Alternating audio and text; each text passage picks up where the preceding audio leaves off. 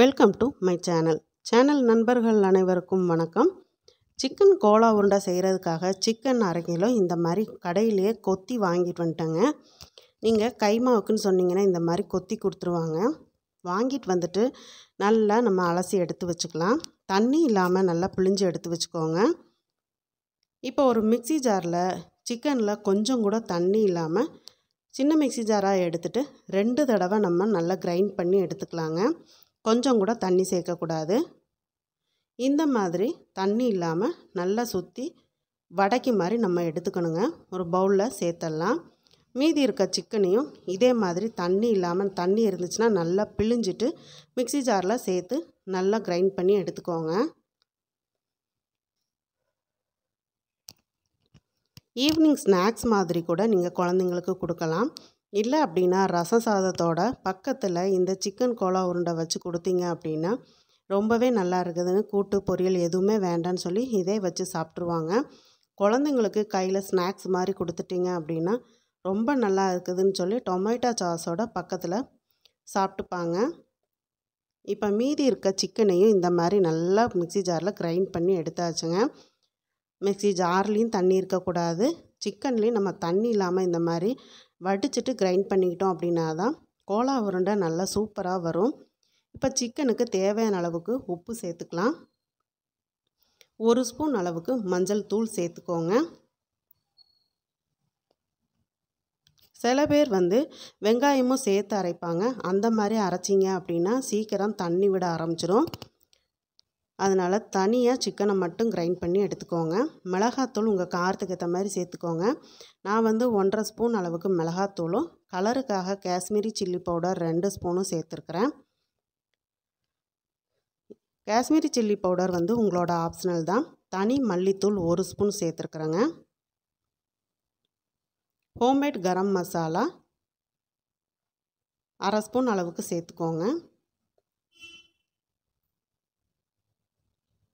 நீங்கள் மிளகாத்தூளுக்கு பதிலாக மிளகுத்தூள் கூட நீங்கள் சேர்த்துக்கலாம், அது உங்களோட ஆப்ஷனல் தான். ஹோம்மேட் இஞ்சி பூண்டு பேஸ்ட் 1.5 ஸ்பூன் அளவு நம்ம சேர்த்துக்கலாம். நீங்கள் இது உருண்டையாக இல்லாமல் வடை மாதிரி கூட தட்டி குழந்தைங்களுக்கு பொரித்து கொடுக்கலாம், ரொம்பவே நல்லாயிருக்கும். டார்க் சோயா சாஸ் 1 ஸ்பூன் அளவுக்கு சேர்த்துக்கோங்க. அதிகமாக சேர்த்துட்டிங்க அப்படின்னா ஒரு வித கசப்பு தன்மை வரும். அதனால் நான் எடுத்துருக்க ஸ்பூன் அளவு பார்த்துக்கோங்க. அந்த ஸ்பூனுக்கு 1 ஸ்பூன் அளவு சேர்த்தா போதும் 1/2 கிலோ சிக்கனுக்கு.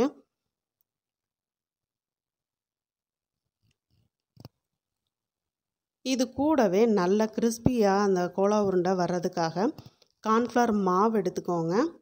அதாவது அரிசி மாவு சில பேர் சேர்ப்பாங்க. அது உங்களுக்கு கொஞ்சம் நேரம் ஆகும்போது அந்த கிறிஸ்பினஸ் போய் வதன்னு ஆகிடும். அதனால் நீங்கள் கார்ன்ஃப்ளவர் மாவு 2.5 ஸ்பூன் அளவு எடுத்துக்கோங்க. 1/2 கிலோ சிக்கனுக்கு 2.5 ஸ்பூன் அளவுக்கு கார்ன்ஃப்ளவர் மாவு சேர்த்துக்கோங்க. இப்போ இது கூடவே பொடியாக நறுக்குனா மல்லி புதினா சேர்த்துக்கோங்க, கருவேப்பிலையும். அதே மாதிரி பச்சை மிளகா, 1 பச்சை மிளகா பொடியாக கட் பண்ணி சேர்த்துருக்கேன். பெரிய வெங்காயம் பொடியாக கட் பண்ணது மீடியம் சைஸில் 2 பெரிய வெங்காயம் பொடியாக கட் பண்ணி சேர்த்துருக்குறேன். இப்போ இது எல்லாமே கையால் நல்லா ஒன்று போல் மசாலாலாம் அந்த சிக்கனில் சேர்ந்து வர்ற மாதிரி பிசைஞ்சுக்கோங்க.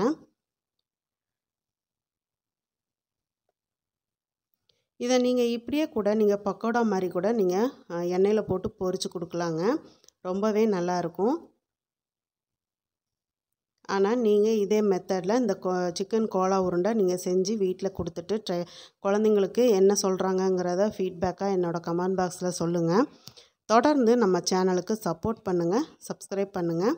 சப்ஸ்கிரைப் பண்ணும்போது ஆளுங்கிற பெல் பட்டனோட சப்ஸ்கிரைப் பண்ணிக்கோங்க. அப்போ தான் நான் போடக்கூடிய வீடியோஸ் உடனுக்குடனே நோட்டிஃபிகேஷனில் கிடைக்கும். இப்போ நல்ல மசாலாலாம் அந்த சிக்கனில் பிரண்டு வந்துருச்சு. தண்ணி இல்லாமல் நம்ம நல்லா அந்த மசாலாலாம் எந்த இதுலேயுமே தண்ணி இல்லாததுனால உருண்டை பிடிக்கிறதுக்கு நல்லா கையில் ஒட்டாமல் சூப்பராக வருதுங்க. மீடியம் சைஸ் உருண்டையாக எடுத்துக்கலாம், அல்லது குட்டி குட்டி உருண்டையாக கூட நீங்கள் எடுத்துக்கோங்க. ரொம்ப பெரிய உருண்டையாக இருந்துச்சு அப்படின்னா நம்ம பொரிக்கும்போது உள்ளே வேகாமல் இருக்கும், மேலாப்ப கிறிஸ்பியாக வந்திருக்கும். இப்போ எல்லா சிக்கனையுமே உருண்டை பிடிச்சி வச்சாச்சு. இப்போ இதுக்கு மேல் கோட்டிங்க்கு 2 முட்டையை ஒரு பவுலில் உடச்சி சேர்த்துக்கோங்க. நம்ம தட்டில் பொரித்து வச்சிட்டோன்னா போதும், கொஞ்ச நேரத்தில் தட்டு காலி ஆகிடும். அந்தளவுக்கு குழந்தைங்களுக்கு ரொம்ப பிடிக்கும். பெரியவங்களுமே பார்த்திங்கன்னா ஸ்நாக்ஸ் மாதிரி எடுப்பாங்க. இப்போ இந்த 2 முட்டையை நல்லா ஒரு ஃபோர்க் வச்சு உடச்சி விட்டுக்கோங்க. ஒரு பிஞ்ச் அளவு உப்பு சேர்த்துக்கோங்க. உப்பு சேர்த்துட்டு நல்லா முட்டையை அடித்து எடுத்துக்கோங்க. அடிச்சுட்டு இந்த முட்டையை வந்து தனியாக ஒரு ஓரமாக வச்சிடலாம்.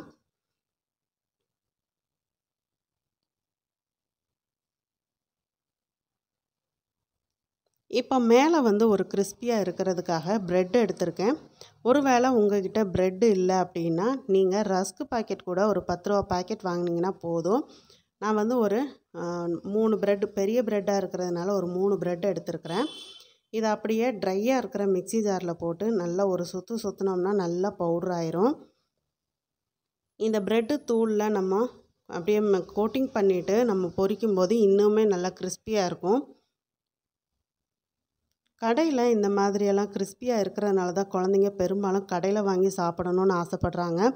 அதுக்கு பதிலாக நம்ம வீட்டிலையே எப்படி செய்யணுமோ பக்குவமாக செஞ்சு கொடுத்துட்டோம் அப்படின்னா சுத்தமாகவும் நம்ம செஞ்சு கொடுப்போம், ஆரோக்கியமாகவும் நம்ம செஞ்சு கொடுப்போம்.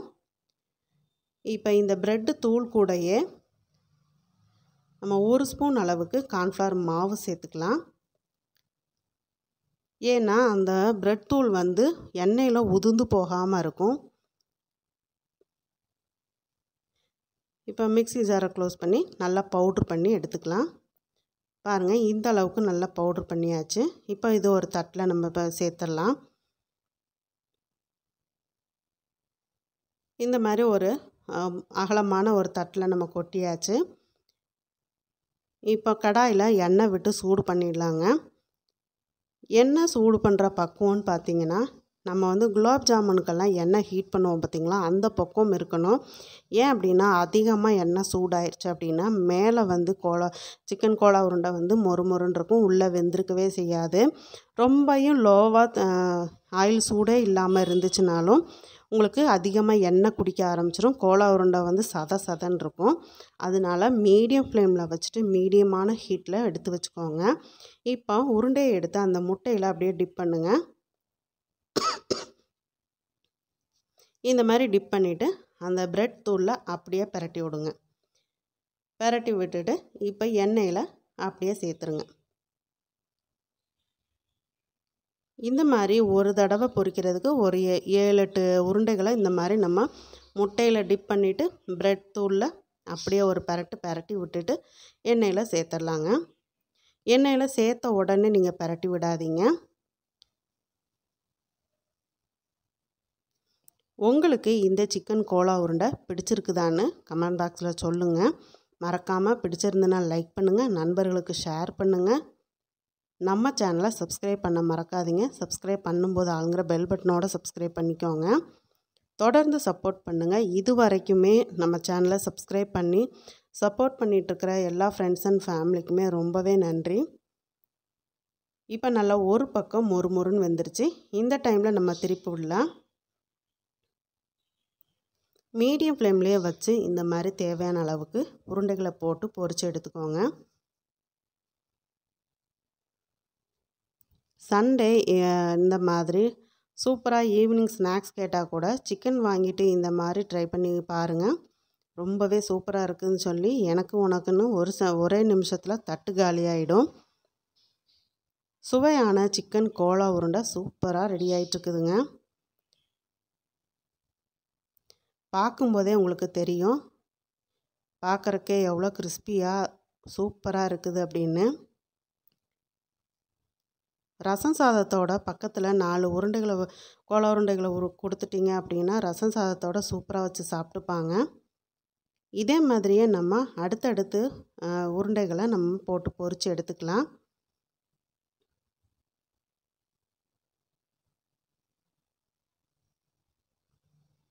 இப்போ அடுத்த உருண்டைகளும் போட்டு வெந்துட்டுருக்குது.